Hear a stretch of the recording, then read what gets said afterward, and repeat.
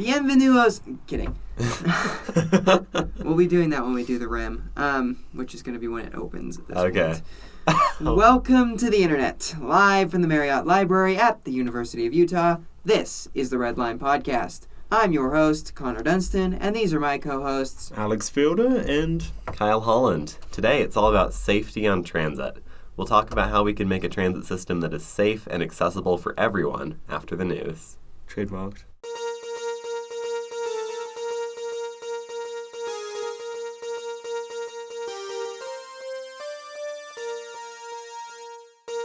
Major transit agencies across the nation are well on their way to ridership recovery this week, with Mass Transit Magazine reporting that ridership has rebounded to over 70% of pre-pandemic levels.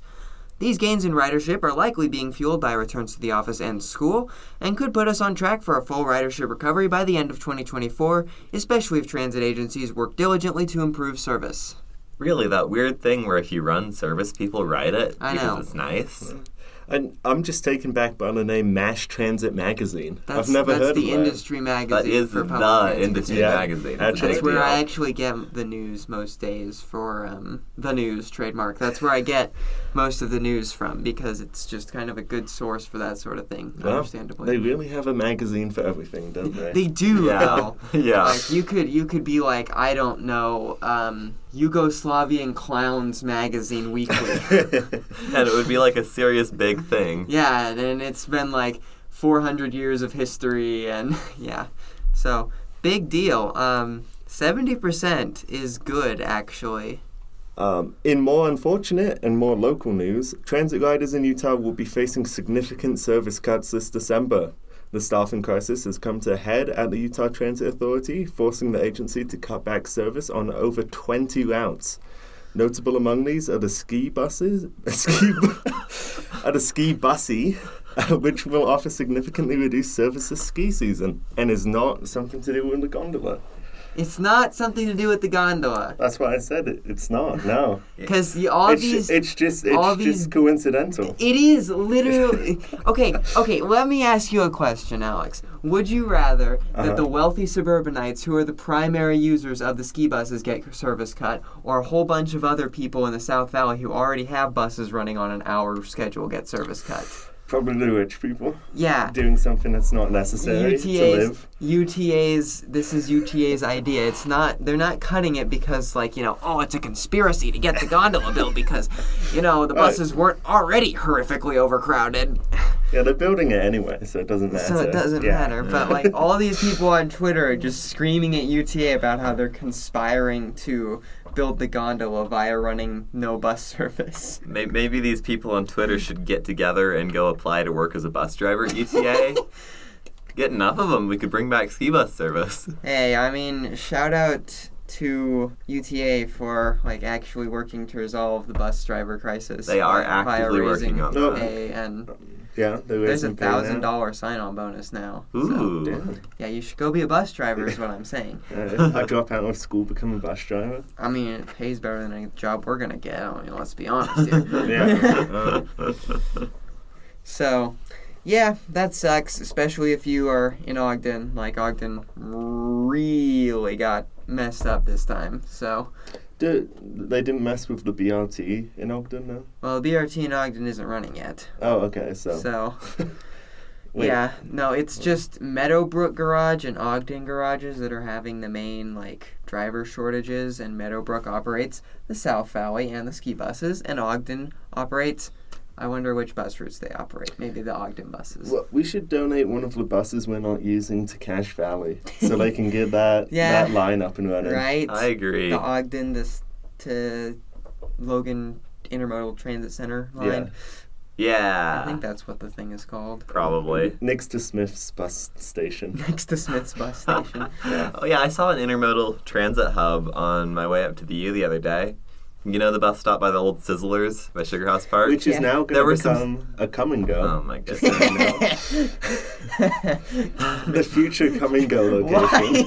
Why is it? Okay, I know this may not be entirely not safe for podcasts, but KUM and go? What? Why would you voluntarily name your convenience store that? I don't know. For the lulz. I don't know. For the lulz, Yeah. apparently. And why would you build it across the street from a different... gas station. Yeah. Look, I get that free market competition is good, but it doesn't mean you have to be next to each other. Yeah. Also, I'm pretty sure you can only, get into it by right turning coming north on 13th. I don't know if you can actually get into that lot from any other angle. But you can get into the other one going south, so... Oh, We're covered. that's why they have it on both Yeah, sides. because you Yeah. need to be able to make only right turns. Well, into there's a giant honking median and the entire big Make a U-turn because intersection. they're legal here for no But reason. if you have a death wish, you would U-turn into the chevron anyway. Yeah, well, Yeah, I mean, this people don't stop people do turning that all the right. time. Yeah. So, anyway. convenience store at every corner, right turn only. Oh, yeah, also the RTD derailed. I probably should notice that. Oh, yeah, because, that's kind because of in Aurora, on, I don't remember which, I think it's the E line or something, I can't remember. But they have this ridiculous, square turn that they had to make, to go around something because the property owner wouldn't sell, and it's basically just a parking lot, but they had to go around it. So they have this, these, 4 really tight curves. And so on one side, they approach them from ballasted track where they go 55. And so the driver kind of just didn't slow down. And so the RTD train, it just hits the curve at 45 or whatever and just derails the rails. really nasty, really nasty. It somehow didn't turn over. Here, wait. Can I look at a picture of this? Yeah, go look at a picture. It's cool. But not cool. But it looks cool. And yeah, it just... RTD have no derailments for 5 years challenge. Impossible. Yeah. Oh, the R line? Well, Oh, it was on the R line? Oh my gosh. yeah, know. right? At any rate, last time this particular derailment happened in 2019, they considered implementing a sort of PTC system Wasn't it upgrade. in the same place? Yeah. Yeah. They considered implementing some version of PTC to prevent this from happening, PTC. but it wasn't in the budget. They were $5 million Because short. they're broke because they spent too much money getting debt for the front. What was their project called? Fast Tracks. Ah. Because we have to come up with a catchy name for every project. If you look up RTD derailment, there's lots of pictures. Yeah, RTD derails a lot, unfortunately. Yeah. Right? That's quite a corner to... Yeah. That would be taking, the corner after Stadium. Yeah, and 45. on We don't tracks, on tracks we have a lot of these, but you're just puttering along the street, and then you're like, You're downtown. We don't have any tight curves out on the system except at Central Point. Yeah, And you have to go and that in one's there. after stopping at a platform. Yeah. So, And they put the speed feedback sign after somebody derailed at that one. anyway, RTD stays losing as usual. Imagine running light rail lines at 30-minute frequency. Could not be us. Ouch. Yeah. So this has been a significantly extended version of the news. Registered trademark, don't sue us. Yeah.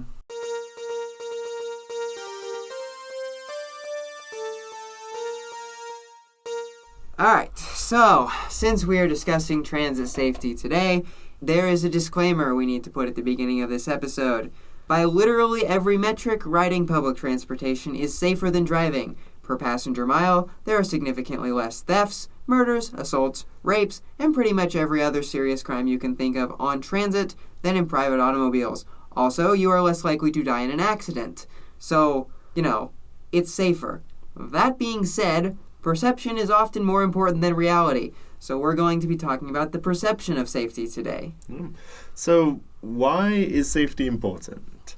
At its best, a transit system provides freedom and opportunity for everyone that it serves. But safety is a key part of ensuring that everyone has access to said freedom and opportunity.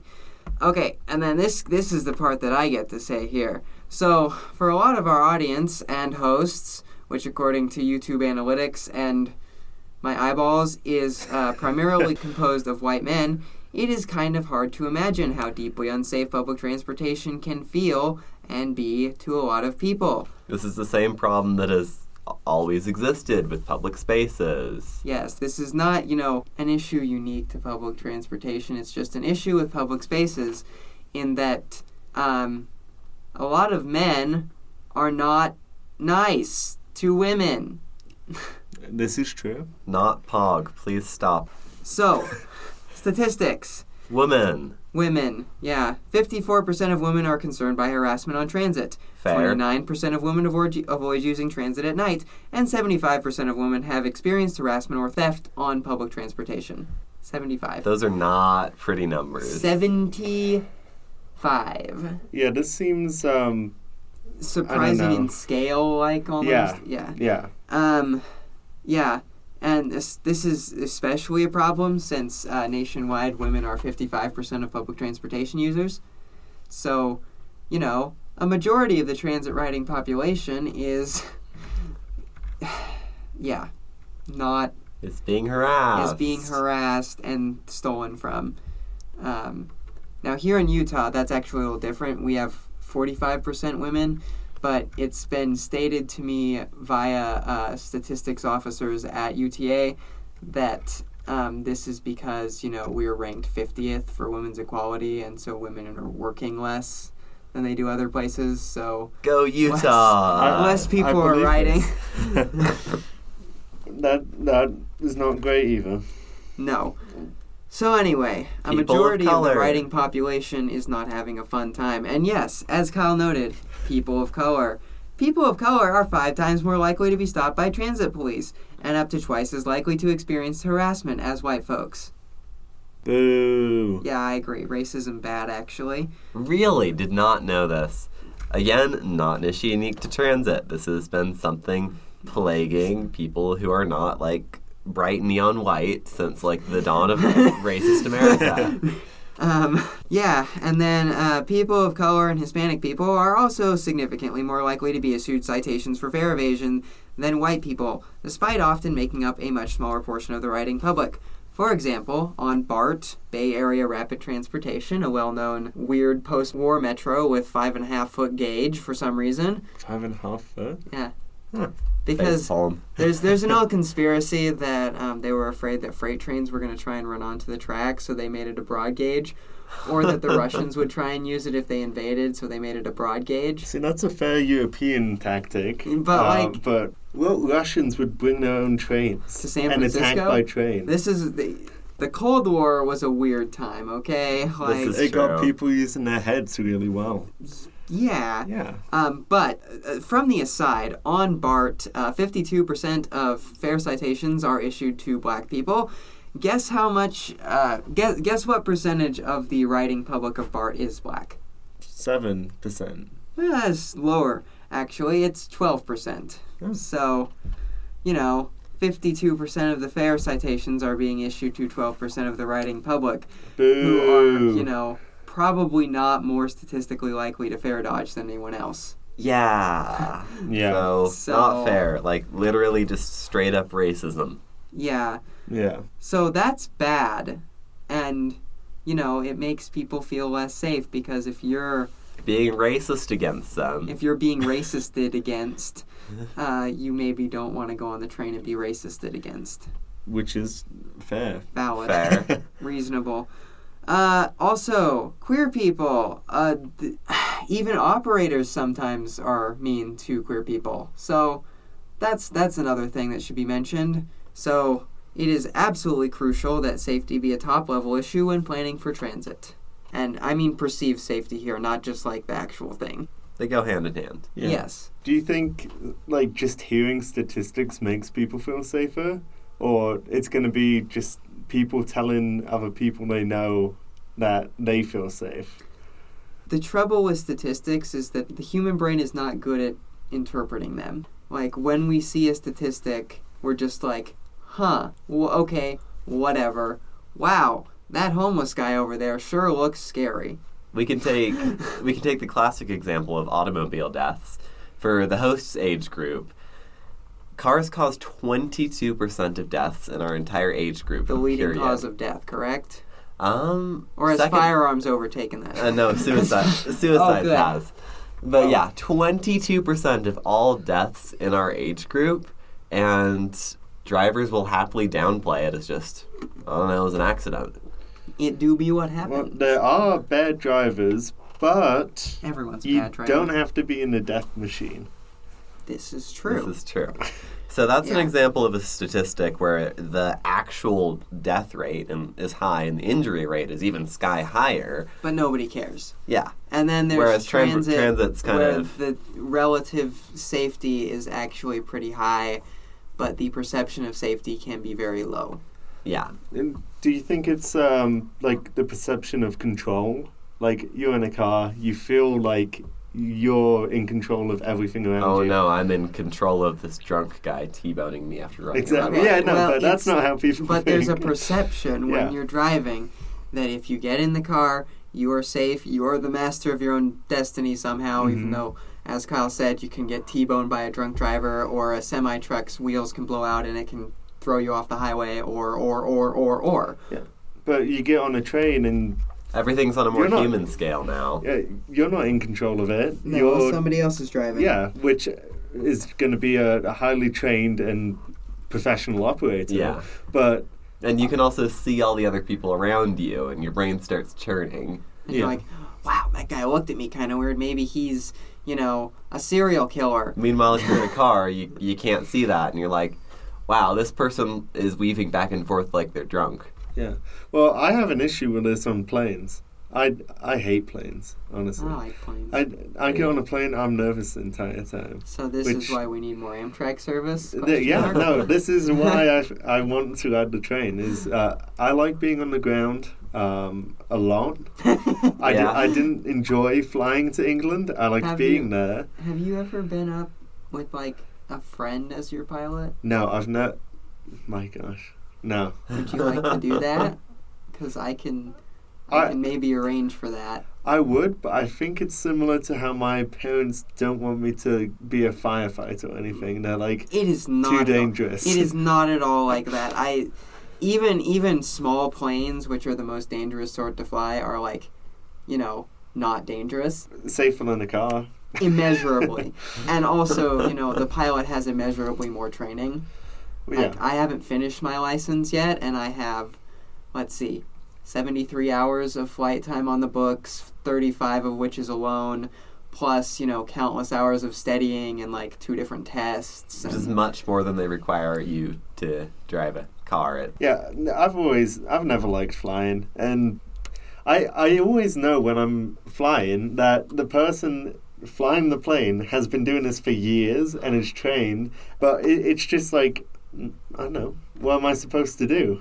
Yeah, and this actually, you brought that around very well to what we're talking about, and it's just, there can be a serious gap between perception and reality.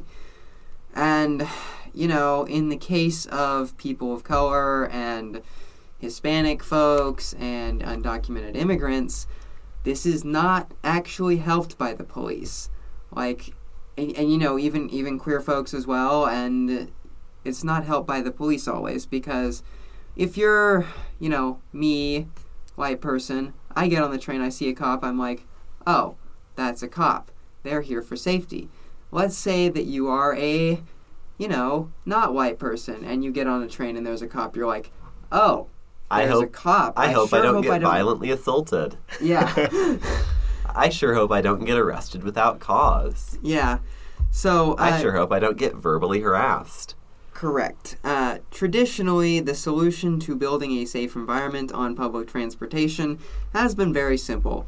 More police. More police. More police. Even today, this rhetoric is reflected in the words of many leaders when there is a serious safety incident on public transportation. For example, Eric Adams, after the recent subway shooting, promised to, quote, double the number of NYPD police officers in the subway system, and also to install metal detectors at stations. Great, we had a Wow. school shooting. Let's put metal detectors in the doors. We do that. California does that a lot. I know. Yeah.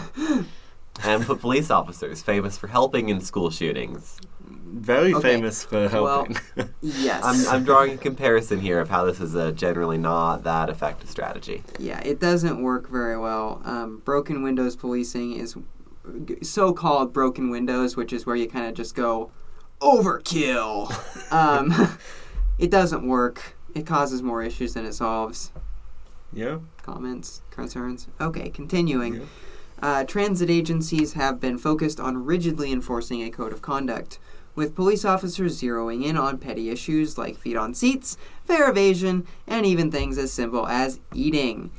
The trouble with involving police in said incidents is well known and simple: escalation. When the police, who are trained for handling serious crimes and dangerous criminals, are used to enforce codes of conduct, there's often escalation that occurs. Right. I mean, let's say you are Officer McGee and you have just gotten on the train, and you're fresh out of cop boot camp or whatever they call it. I don't know what they call it. And they're training you to do like car chases and handle gunmen, right? Like and that you're sort of like stuff. You've been told at any moment someone could pop out of the weeds and shoot at you and do this, and then you get on the train and someone has their feet on their seats, and then you walk up to you be Officer MacGuffin at this moment, and I am random train patron. Okay, so come up to me. My feet are on the seats. Can you get your feet off the seats, please? Beep off, you beeping beeper. Okay, I'm gonna shoot you. Well, it's not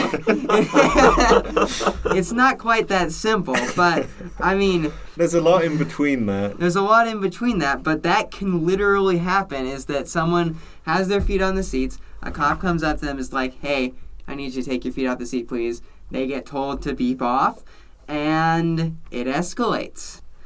Yeah, so this essentially means that incidents that should be really, really small and easy to resolve become serious, and sometimes violent, and sometimes somebody literally dies. Yeah. And these incidents, as we have seen in many a news story over many a recent year, are much, much more common among people of color.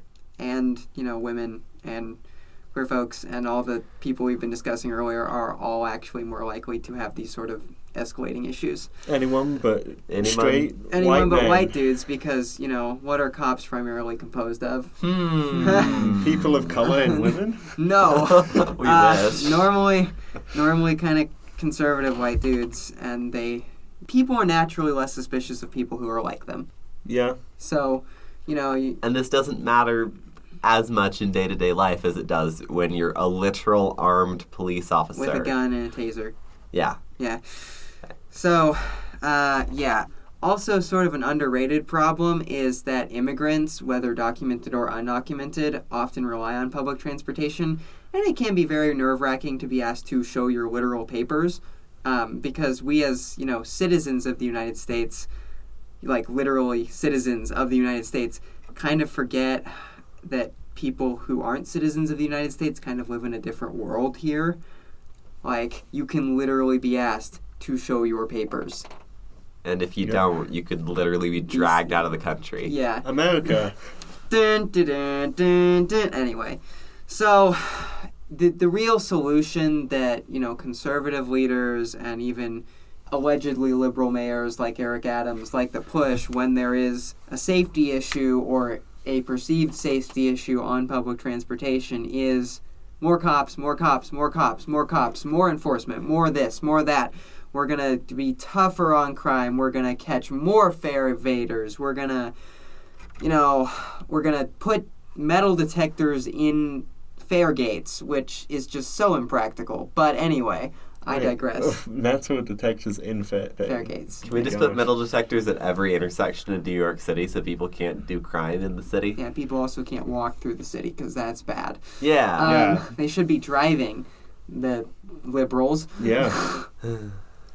So, adding more cops doesn't really help most of the time. It just sort of, especially even as we've seen, at the subway shooting, there were several NYPD officers in that station, and they were not able to do anything because there were so many people between them and the subway train that, So, more cops causes more issues than it solves. We don't have to make any philosophical arguments here. We can just look at the real-world examples. Yeah, I'm not really an abolish the police type. I think that first of all, terrible branding. Whoever came up, whatever consultant in the DNC came up with that, should be, sacked and then thrown into a different country. I completely agree with you there. That is just the worst possible way to frame the issue. But police useful? This is not a use case for lots and lots of armed police. Yes. The police in transit situations should be brought in as a very last resort. In response to a dangerous situation. Yeah. Not patrol. Yeah. So, what are the alternative solutions?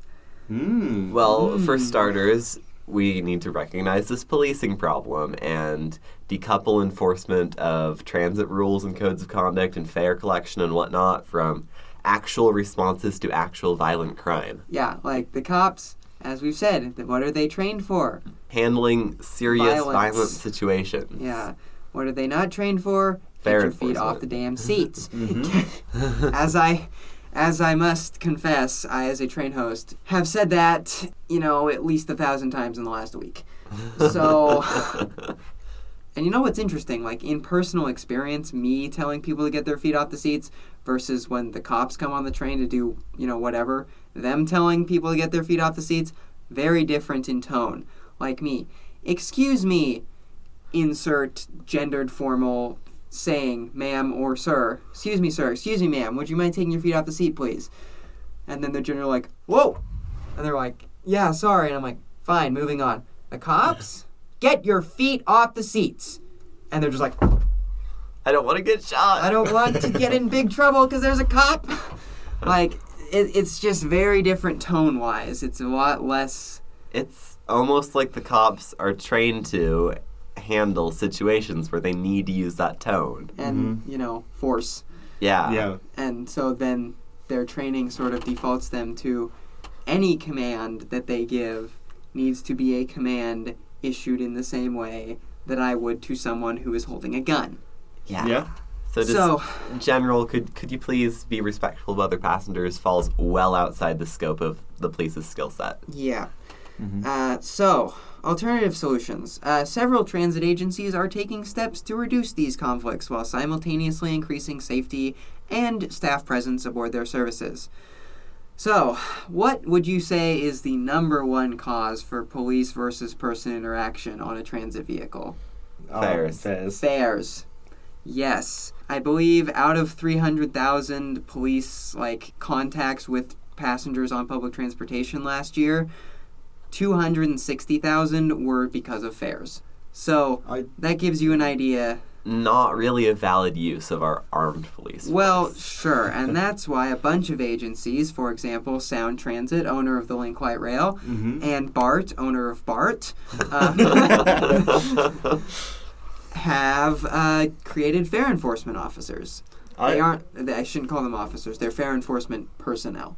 I've encountered them on the link, and they're very professional, very calm-tempered. Do they just go around and hand out fines? They go around, they're just like, can I see your ticket? If it comes up you didn't pay or anything, they're just like, we're not here to enforce it, we just want to know statistics, you're fine, just try and pay. And also what they do if you're a low-income individual, which is, for some reason, the primary reason for fare dodging is being a low-income individual. I couldn't imagine why. But they are doing education programs, so if you walk up and they're like, where's your fare? Oh, you don't have it? Well, if you're a low-income individual, we have X, Y, and Z programs that might be able to help you pay your fare. Yeah. All right. I know. They were very nice. Yeah. So we're not getting actual fare enforcement and actually collecting the fare money, but what we are doing is creating a safe place for people to ride transit and keeping everything calm and professional, which is a lot more valuable than the... Let's be honest, fare enforcement never recovers any money. Like, the MTA loses $300 million a year from fare evasion, and they recover $2 million of that through enforcement. And they spend how much of it on policing? They spend a lot of it on policing for enforcement. So, the goal of fare enforcement is not to actually get the fare money back. It's to, A, present oh, I might be fare checked. I don't want that to happen. I'm going to pay my fare. And to, 2, establish a presence of transit staff aboard a transit vehicle. Which makes people feel more comfortable. Right. And this is something that I would say is probably the number one thing transit agencies can do for safety in general, is have people in the body of the vehicle.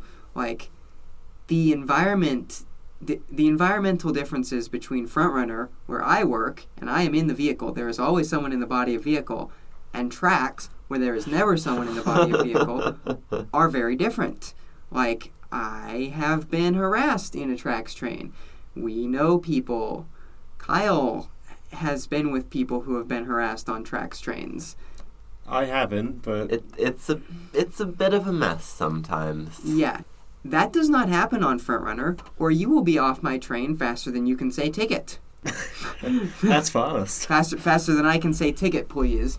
Because, the train hosts we aren't technically allowed to enforce rules. Because you don't have the actual We are physical not a power to cop. back it up. Right. But what you can However, do, what I can be is a person in uniform who tells you to do something. which works in the overwhelming majority of cases, People respect uniforms. Right, and I'm not allowed to ask for tickets unless there's something going on. And I will, if you are causing issues on my train, I will be asking for your ticket, because if I can come up with the easiest excuse to get you off the train, I will do so. great. Yeah. And I have dealt with, to date, as a train host, and this should not, deter anyone from riding Frontrunner, because I am there To deal with this. 30 hours a week, 200 days a year. I am riding the train 8 hours a day or 5 hours a day. So I get to bear the brunt of the issues. To date, I have had 2 sexual assaults, 3 regular assaults, one of which I was assaulted in, and, a plethora of drug stuff. But, that happens. So the point of those things is not that you should be scared of riding the train. The point is that they were very quickly handled, because there is someone in the train. There is a presence To deal with it. to deal with it. Right. Versus on tracks where you got to wait like 10 stations till the cops show up. Because they camp out at 1. Because they camp out at 1. Suspiciously, a station that happens to be very low-income use station, but I won't say anything more about that. And it's almost like pretty much all the UTA police does is just harass people for homeless fares. people. Yeah. Not going to say anything more about that because I work there. But by having this person in uniform, you get like all the benefits of that enforcement presence without any of the drawbacks of having a literal armed member of the police force. Right. There's no issue with cooling in the heavies. Right. But you should have to cool them in. There's very rare circumstances where you would want them to be there every time. Yeah, and I will say, those assaults that I mentioned, the cops came, and they were not nice to the person who did those things, as they should be, because those people did a bad thing, and they should be in trouble for it. Go UTA police. Yeah, UTA cops, the Frontrunner division of UTA cops is pretty cool. I will say that. I know them relatively well, given that there are about 6 of them. 6 of them? Well, yeah, for Frontrunner. For all of Frontrunner? Yeah. That doesn't seem like too much. 2 stationed in Ogden, 2 stationed in Provo, 2 stationed in Salt Lake. Nice. That way they can get to pretty much any station within 15 minutes or so. See, when you put it that way, that sounds more than reasonable. Yeah. So, yeah, no problem with calling in the cavalry, as it were, but, having a presence is just so important to, safety, because I cannot imagine the differences in harassment incidents, in other incidents, between where I am there and I can be like, you knock that off before it starts, versus on tracks where there's nobody to do that. Are we ever going to get people like that? And you brought us to our next point. There are agencies who are implementing what are called either safety response teams or transit ambassadors or whatever. Cleveland has implemented these on they call it the Rapid, the Cleveland Rapid, the What? Rapid. The Rapid? The Rapid. It's 2 light rail lines, 1 subway line, and 3 bus rapid transit lines. Oh my goodness. Which is the most cursed configuration, especially since light rail shares track with heavy rail a lot of the way. Oh yeah, it's unique in the entire world, I'm pretty sure. Yeah. You cannot make this stuff up. Cleveland has a weird system. But what they have implemented is called their transit ambassadors, and they're basically a train host, except they just sort of surf the system and go around and talk to people and are nice and deal with rule infractions and stuff like that. Yeah, I'm sure a friendly face goes a really long way. Right, and the key is that these safety officers, is what I call them, is safety officers, because they're not cops, but they're for safety. safety officers are about more than just, enforcing the rules. It's about proactively building a good relationship with riders to ensure that there is no reason for issues to arise. Just like you do as a train host. This is basically my job. Yes, I am basically a transit ambassador, except I'm required by the FRA because UTA can't hire enough conductors to do, so...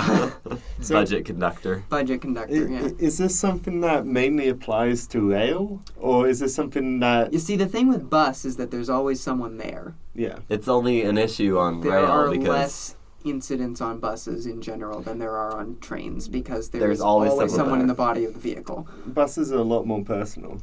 Right. And, also bus operators, they have a lot more leeway to just get everyone out of the vehicle if they need to because you can just stop on the side of the road. And just be, Unlike rail out. vehicles where there is controlled access points and you have to... Get to the next one. Right. Yeah. So it's a lot easier to deal with these things on buses just because there is someone there. And bus operators are angels because they deal with this stuff alone all the time. Yeah. So good on you guys. Bus operators, I salute you. So Cleveland has implemented transit ambassadors. TriMet in Portland has created an unarmed safety response team to deal with, safety Stuff you don't need guns and with. to go out there and just, build relationships with riders and all that stuff. So, like I've said, it's a lot about being proactive in the way that you build a relationship with the rider to ensure that they're not going to have an issue. Yeah. Seems like we need to do this. Yeah. Yes. More places, and more I have faster. submitted what is called an EGI at UTA, or an employee-generated improvement, for them to consider this program.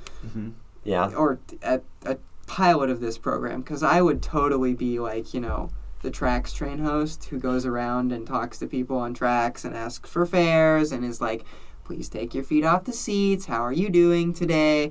Please stop yelling. Please be nice. Please. Oh, yeah, this happened on the train earlier, and this was actually the impetus for writing this episode today. Yeah. We were going to have a different topic.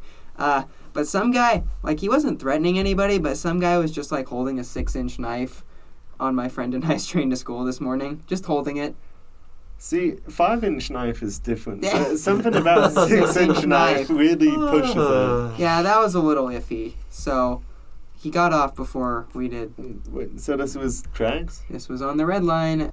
Wow. It was packed as well because, it's a student train. So, wow. yeah, this was not ideal. And the difference here, if you have one of these transit officers Let's here, say I am on this train. and you're on the clock. As train host, I go into the car and I'm like, sir, what you doing? And then he's like, oh, just sitting here. And I'm like, okay, you do know, sir, that knives are not allowed on UTA vehicles. And he's like, oh, really? And I'm like, yeah, so if you could put that in your bag for me and then just remember to not bring it on next time, that would be greatly appreciated. Yeah. And voila, safety issue resolved, no manhandling, and no threats. So in most cases, I would say the overwhelming majority of cases, you can safely de-escalate situations like this. In the cases where you can't de-escalate... Now if he gets yelly, yeah. Police guess are who's one coming? button press away. Well, and it's... UTA Warm Springs Patrol, could you bring me some cops, please? It's probably easier for an employee to call the UTA police, mentally. And You also don't have to worry about bystander effect. Oh, I know anything. that. It's yeah. I know the cop, so I Yeah, can call see, him. you know the cop. But, I feel like people would hesitate on that. that's just standard bystander effect. Yeah, Just exactly. bystander Yeah. effect. Holy shit, that guy has a 6-inch knife. My friend was on the train for a long time with this guy. Didn't call the cops, just tried to pretend like it wasn't happening. And that was true for everyone else on the train, because as far as I'm aware, it was not reported. Yeah. So and everyone there was doubtless feeling unsafe. Yeah. Oh, I'm sure. Yeah. Whereas if you have a, designated, trained, and paid official to deal with this, And de-escalate the situation. then it gets dealt with instead of not dealt with. Well, Right. and it may have driven such people to not have boarded the train with a knife in the first place. Yeah. Well, because you've educated the person. Because the last time they brought a 6-inch knife onto the train, they were told, "Hey, could you not bring 6-inch knives on the train, please?" Next time they'll bring a 5-inch and then they're knife. like, "Oh!" And then they come out of their house holding their 6-inch knife for whatever reason. They're like, "Oh crap! I'm not allowed to take this on the train." So they chuck their 6-inch knife back into the house, and the problem is solved before it starts. See? Yeah. You're being very diplomatic about this. I hope you wrote this in the improvement. I did not write this in the improvement. I should have though. So yeah. So that's the personnel, that's the people side of transit safety, and that's, I would argue, one of the more important parts and one of the biggest things we're missing right now. Mm-hmm. Now we're going to move on to everything else, which mostly focuses on the built environment. Yes.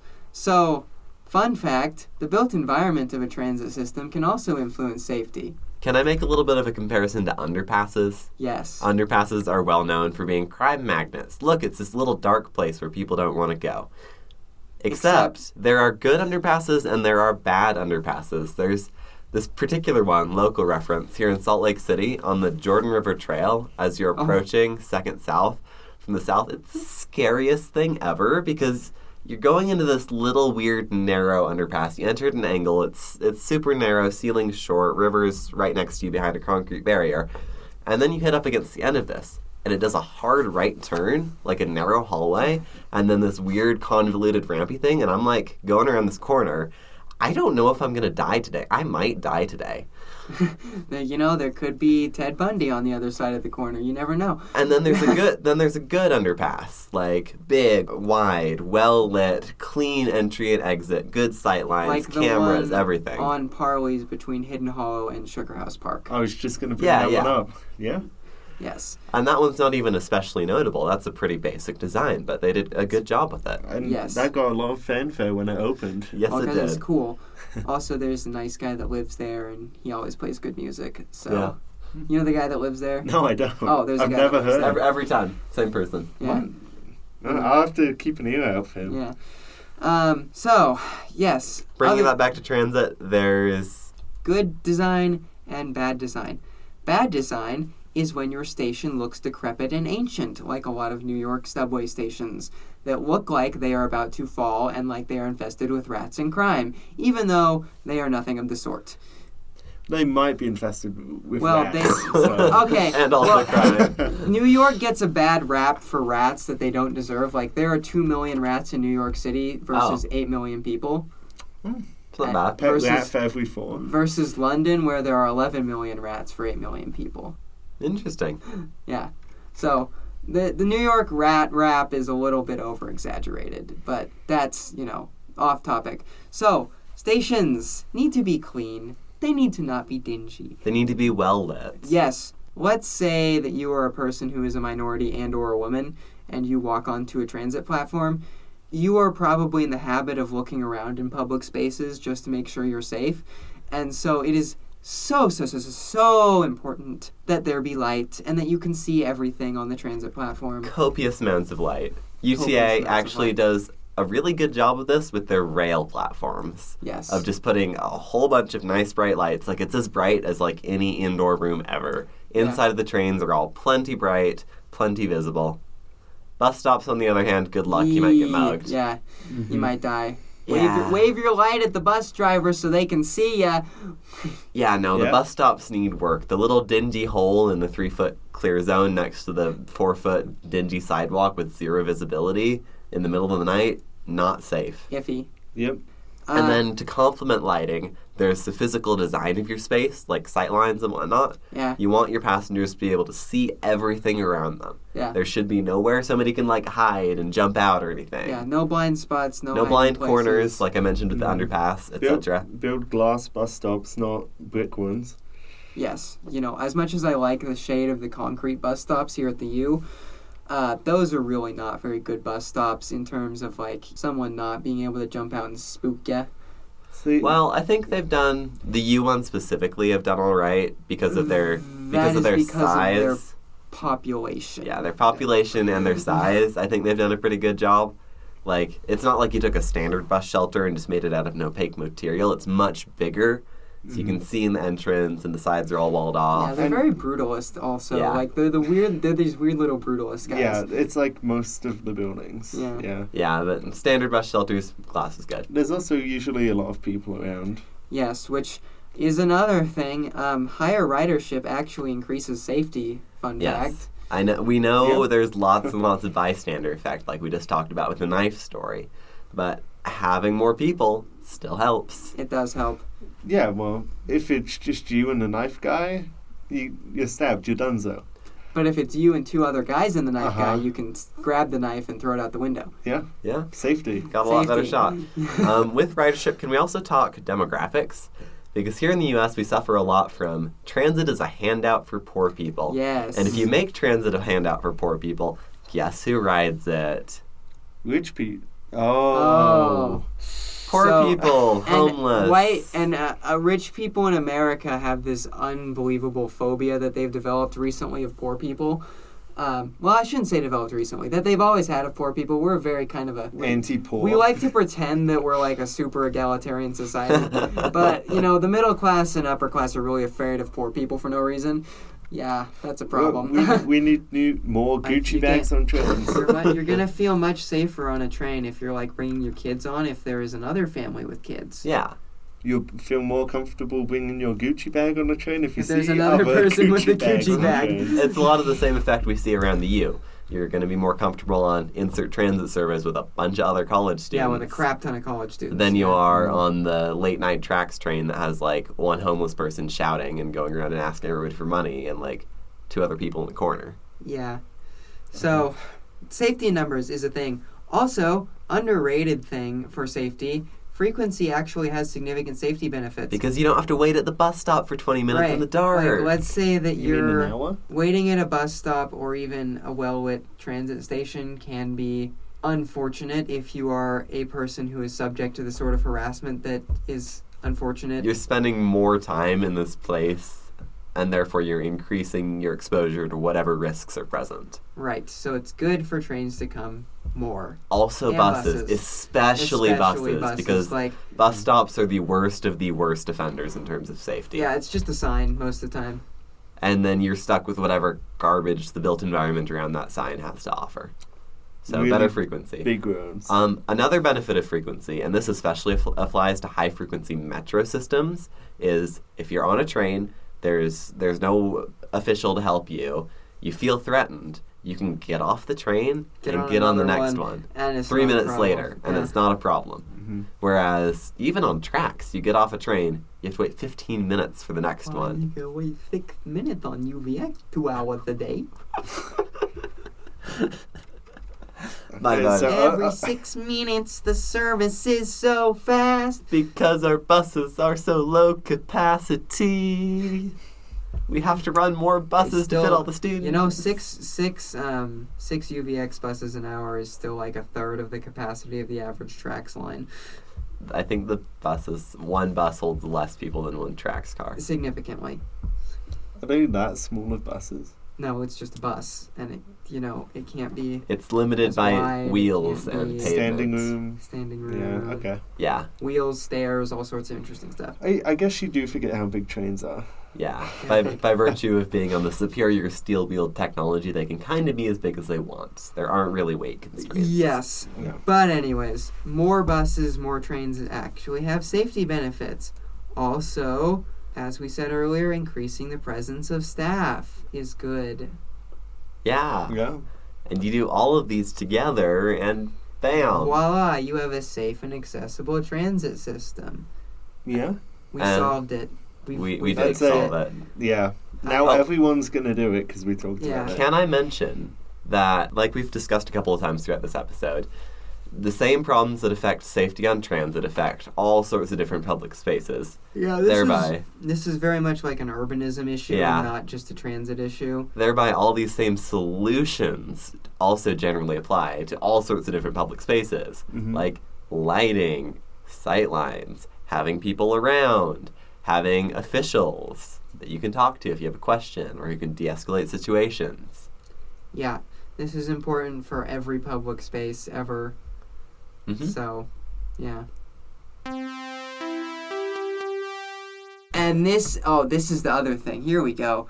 Media narrative around transit safety is horrific. Like we said, perception. Anytime there's any like minor thing that happens on transit, the media is like, surprise Pikachu face, evil, bad, public, danger transit is stupid and evil and has bad people on it, and you shouldn't ride it because it's dangerous and bad. Like the last time there was a shooting on the New York subway. Obviously, mass shootings are very bad things, and we should do everything in our power to make them not happen. The subway is so unsafe now. It's filled with crime and danger. It's so dangerous and bad. And that's all that the media talked about in New York for like 6 weeks. Okay, could you imagine if news outlets reported on every single car crash and every single death? That way? And then, right. I know, right? Car bad, evil, big oil, burn them now, eat the rich. Maybe we should start a news company. We could be Murdoch, except not evil. This is like... we could be a bit evil. I'm kind of lenient. This is like the angry, evil version of Sweet Street's traffic violence map. Right, no, but it's seriously an issue. Like, just the other day, like, the Trib, there was, what was it? I don't remember, but the Trib had, a panicky headline over safety on transit, like, operators fear to go to work because transit is dangerous and bad. Good old Trib. Yeah, the Trib be like, the same thing goes for, like, all of Portland media right now, which is being like, TriMet, super dangerous and scary, filled with homeless and danger and crime. Bad. Yes. Meanwhile, car, perfectly safe. Nothing ever goes wrong Nothing. in a car. Yeah. It's not the leading cause of death of people under 18 except guns. No, it's suicide. So news coverage and perspective should be scaled to match the actual issue in hand. Like, oh no, transit operators are in danger in such and such region. Okay, you're not going to accomplish anything by making a big flashy PR headline about that. You're going to accomplish something by attacking the issue directly. Well, and this makes people feel even more unsafe is because, whenever you drive, you never hear... It was an accident. It was a freak accident. It's a freak rare accident. We've never seen a freak accident like this before in our freak accident lives. I know. Versus, like, there is a literal freak accident and like a UTA train derails and they're like, public transit, dangerous, That's scary, so predictable. bad. This happens every day. Every day. The commuters fear for their lives. Dude, I don't know who's paying to make the perception look like this. The Koch brothers. Yeah, the Koch brothers. You think I'm kidding, but I'm not. Oh yeah, I forgot about that. Yeah, because they funded Turning Point USA. These things and the Heritage Foundation, which is way more important. Like these are op-eds mostly being written by people from like the Heritage Foundation, the Manhattan Institute, the Cato Institute, this is literally the Koch Foundation. So you're telling me all these perceptions, which sound very like academic and innocent, but are actually like evil right-wing think tanks. So you're telling me all of these perception issues are really just the oil lobby? It's just rich people, yeah. Great. And car lobby. I mean, to an extent. To an extent, obviously. To the extent that the middle class as a whole fears public transportation, it's the media's fault. To the extent that women who actually ride public transportation have reasonable fears, that's on transit agencies. Yeah, that's a fair assessment. So, I'm actually going to be putting out a video in the near future about this sort of media narrative about cities and public transportation, about how they make it, like, seem... Because, my goodness, is it skewed. Oh, good Lord. Like, oh no. Crime is on the rise in New York City, and it's, like, barely breached, like, the levels of 5 years ago. And it's all because COVID. Yeah.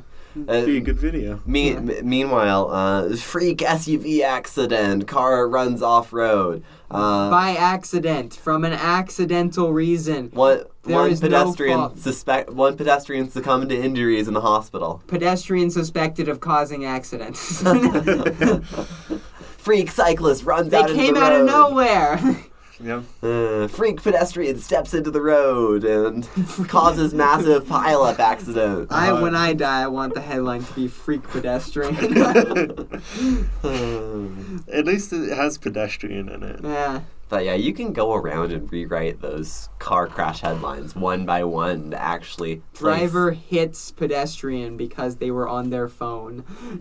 Yeah. Driver was driving a car. 36,000th traffic death in the United States happened today, this year. Great. Someone died today in a car, and you didn't hear about it. 30 people died in a car today.